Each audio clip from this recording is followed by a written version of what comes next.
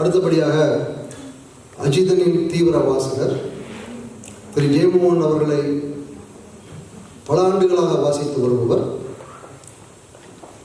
சிறு வயதில் டிராமா ஆர்டிஸ்டாக இருந்தவர், எழுத்தாளர், நல்ல எழுத்துக்களை எழுதி வருபவர், இலக்கிய விமர்சகர், விஷ்ணுபுரம் இலக்கிய வட்டத்தின் முக்கியமான ஆர்வலர். லண்டனிலிருந்து திரு அரவிந்தன் அவர்களை அஜிதன் பற்றி பேச அழைக்கிறேன்.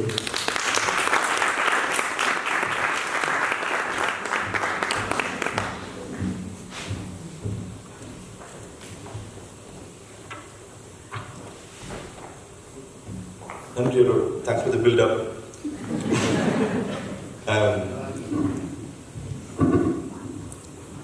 இங்கே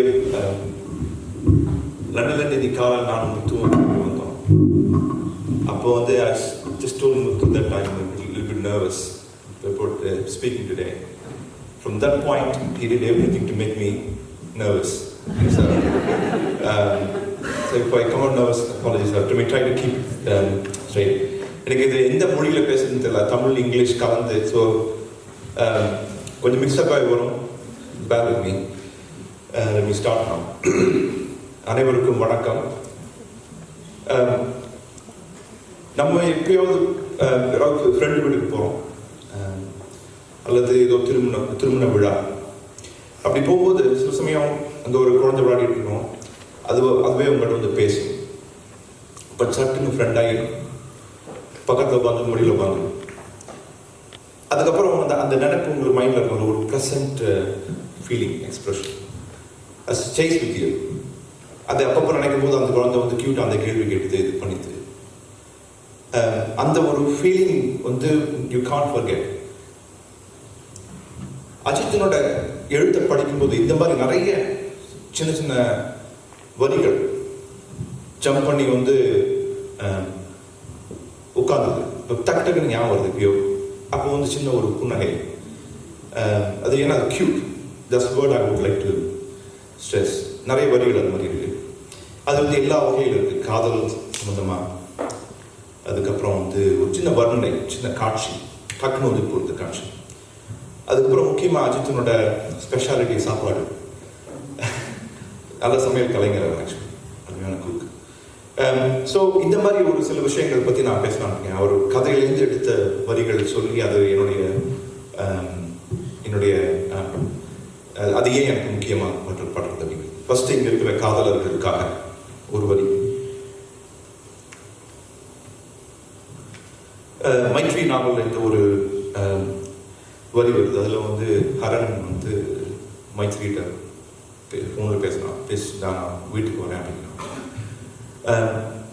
அது சொன்ன உடனே இசைஸ் என் உள்ளம் அதற்குள் வெளியே ஓடி சென்று அவள் இல்லத்தின் முன் நின்றது. இது ரொம்ப கியூட்டான ஒரு வரி. ஸோ ஃபோனில் பேசி வச்ச உடனே அவள் மனசு ஓடி போயிடுச்சு அங்கே. ஸோ இது வந்து நம்ம திடீர்னு தோணும், ஒரு எப்பயோ காதல் இருந்த போது இந்த மாதிரி மனசு நம்ம ஓடிடணும் மனசு. பட் இப்படி ஒரு வரியில சொல்லும் போது அது திரும்ப you go and relive that, go and go back to time and relive that comes. அது அப்பப்போ மைண்டில் வந்துட்டு இருக்கு. அந்த மாதிரி ஒரு வரி.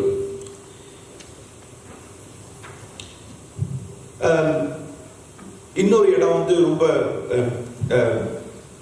ஒரு ஒரு ஆளுமையை பார்க்கும்போது டக்குன்னு அவங்கள பற்றின ஒரு விஷயம் தோணும் மனசில். அது வந்து மைத்திரி கதையில் இன்னொரு வரியல்லேருந்து மைத்திரி வந்து ஹரன் கூட்டிகிட்டு போய் வீட்டில் அவங்க உறவினர்களை அறிமுகப்படுத்துகிறார். அப்பொழுது ரித்து பெரியம்மா அப்படின்னு சொல்லிட்டு ஒரு கேரக்டர் வருது. அதை பற்றி ஹரன் சொல்கிறதா வர வரி, எனக்கு ரித்து பெரியம்மாவின் கண்களில் இருந்த அந்த ஏக்கம் முன்னால் எழுந்து வந்தது. அதற்கு சரியான வார்த்தை இல்லை, ஆனால் அதுதான் அவரை பேரழகியாக காட்டியது. அந்த கேரக்டர் பேரழகினே சொல்கிறாங்க கேரக்டர்.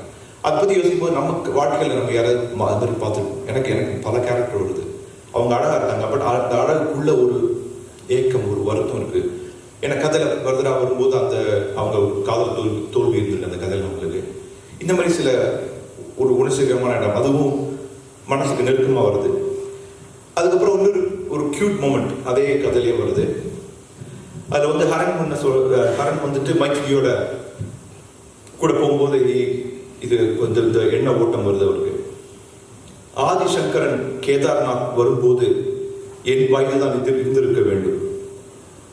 இவளது மூதாதையர் யாரையாவது அத்வைதி ஓரக்கண்ணால் பார்த்திருக்கலாம் என்று ஆதிசங்கரையும் தனக்கு துணையாக காதலில் கசிந்திருக்கும் காதலர்கள் பட்டியல் சேர்த்துக்கிறார் அவர்.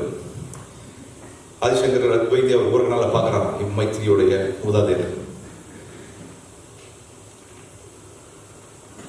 அதுக்கப்புறம் இந்த மைத்திரி கதை வந்து எனக்கு இன்னும் வெரி க்ளோஸ். அந்த கதை முடிகிற இடம் ரொம்ப கவித்துவமான இடம்.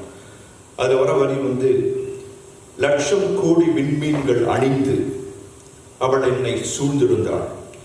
அதை ஒரு பயங்கர இன்ட்ரெஸ்டிங் இமேஜ் எனக்கு மைண்டில் வருது. அந்த வரியை படிக்கும்போது நம்ம இந்த சின்ன வயசுல சொல்லுவோம், அது இறந்து போனவங்க வந்து மேலே நட்சத்திரமா இருப்பாங்க அப்படின்னு. அந்த மாதிரி நம்புற ஆட்களுக்கு இந்த வரி இன்னும் பெருசா இருக்கும். மைத்திரியை யாரும் தெரியும், மைத்திரி யாரு சுத்திய மைத்திரியா இருக்கா, அந்த மாதிரி ஒரு உணர்வு வருது. அதுக்கடுத்து கொஞ்சம் லைட்டர் ஏரியா சாப்பாடு. அஜித்தினின் கதைகளில் சாப்பாட்டுக்கு ஒரு விவரணை, அதோட நிறைய டீட்டெயில்ஸ், ஏகப்பட்ட டீட்டெயில்ஸ், ரொம்ப நுட்பமாக இருக்கும் செட்டு விவரணை. போர்க் ரோஸ்ட்னு ஒரு ஷார்ட் ஸ்டோரி. அதில் வந்து ஜோஸ் அப்படின்னா ஒரு ஃப்ரெண்டு, அந்த கதை சொல்லியோட ஃப்ரெண்டு, அவர் செய்த போர்க் ரோஸ்ட்டை வந்து ஒரு டேஸ்ட் பண்ணுறாரு. இந்த கதை சொல்லி, இறைச்சியின் ருசி தன் பரிவாரங்களை முதலில் அனுப்பிவிட்டு மெல்லத்தான் நுழைந்தது. மிளகு காரமும் கரிந்த வெங்காயத்தின் இனிமையும் முதலில்,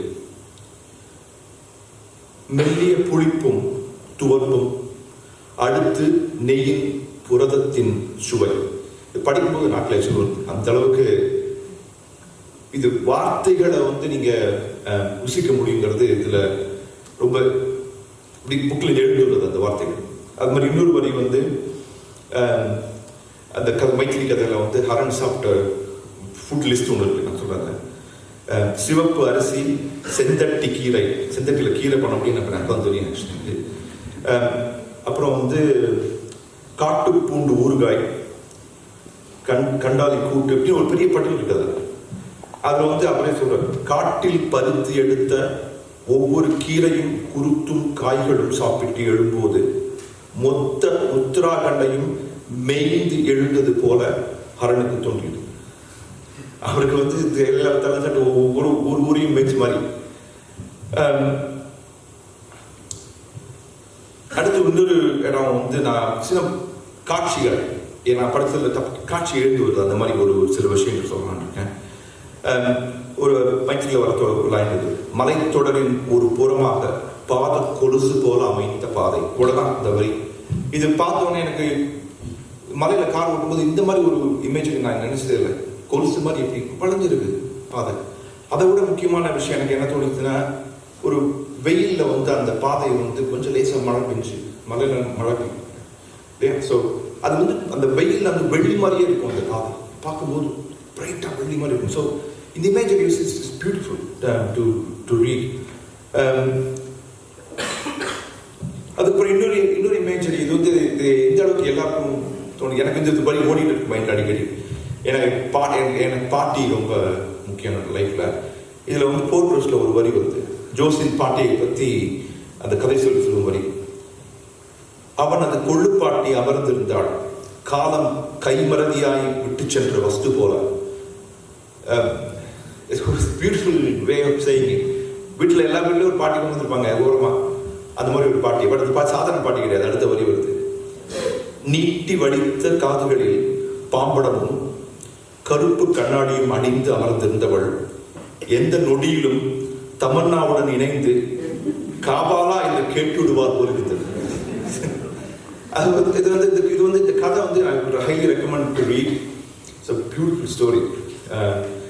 இந்த கதை ஃபுல்லாகவே ஒரு லைவ்லியாக இருக்கும். அவரோட எழுத்துல வந்து அந்த காமெடி போயிட்டு விட்டு ஹைலி விட்டி.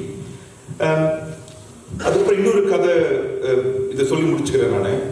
ஜஸ்டினும் நியாயத்தீர்ப்புன்னு ஒரு சிறு கதை, அது அமேசிங்கான ஸ்டோரி. அந்த கதை வந்து வெரி ப்ரீஃப்லி, ஜஸ்டின்கிறான் தாய்மாமுக்கு ப்ராமிஸ் பண்ணுறான் ஒருத்தர் வெட்டுவேன்னு சொல்லி ஏதோ தகராறு இல்லை. அண்ட் வெட்ட போகும்போது he realizes that contractor has சபரிமலைக்கு மாலை போட்டுக்காரு. ஸோ சாமி நான் வெட்ட மாட்டேன் அப்படி சொல்லிட்டு to the extent he goes அவர் வந்து ப்ரொடெக்ட் பண்றாரு, அவர் கூடவே இருக்காரு, வேற யாரும் விட்டுட்டு கூடாது. அதுக்கப்புறம் ஒரு சாமி மலைக்கு போயிட்டு வர கீழே வந்து மாலை அன்னைக்கு ஈவினிங்கே போய் வெட்டுறாரு. அவர் வெட்டிட்டு கதை ஜம்ப் ஆகி நேர ஜட்மெண்ட் டேக்கு போது இவர் போறாரு, தீர்ப்புக்கு போகுது. அங்க வந்து கேட்கிறாரு, நீ ஏதாவது நல்ல விஷயம் பண்ணிருக்கேன்னு சரி இந்த கோல் கதையை சொல்றாரு. அப்புறம் என்ன பண்ணா, போய் வெட்டிட்டு வந்துட்டாங்க. உடனே ஜீசஸ் ரொம்ப கோபம். அப்போ சொல்றாரு, இல்லை நான் வெட்டினா குழச்சிட்டான் அவன் அப்படிங்கிறாரு. அப்போ வந்து கேப்ரியல் ஒரு வரி சொல்றாரு, அதை சொல்லிட்டு நான் முடிச்சுக்கிறேன். நான் வார போயிடுவோம், கோபம் வந்தா அவர் அப்பா மாதிரி வானத்துக்கு பூமிக்கு குதிப்பார். நன்றி.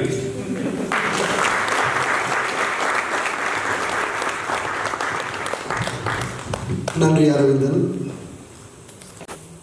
ஜெயமோகன் அவர்களை விட நன்றாக யாராவது எழுதிவிட முடியுமா, நன்றாக செழுமையான சிந்தனைகளை கொண்டு வந்து விட முடியுமா என்று எண்ணி ஆச்சரியப்பட்டு போதுதான் அஜிதன் நம்மை ஆச்சரியப்படுத்துகிறார்.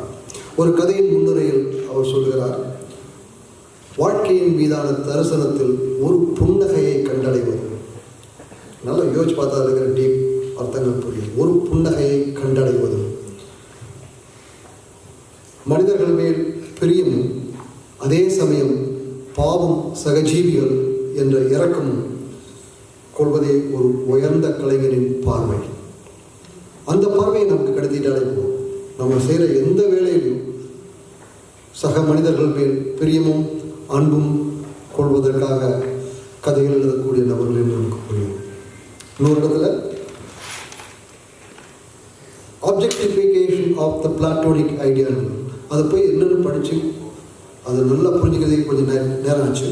லட்சிய வடிவை பருண்மையில் வெளிக்கொணரும் கலை, அந்த கதைகள் அது இருக்கும். ஒரு லட்சிய உணர்வு நமக்குள்ளே இருக்கணுமா, அதை எப்படி ஒரு பெருஞ்செயலுக்கு கொண்டு செல்வது, அப்படி ஒரு சிறு பொறியை நமக்குள் கிளப்பி விட்டாலே போதும். அந்த சிறு பொறி தான் இத்தனை பேர் நீங்கள் வந்து அமர்ந்திருப்பது.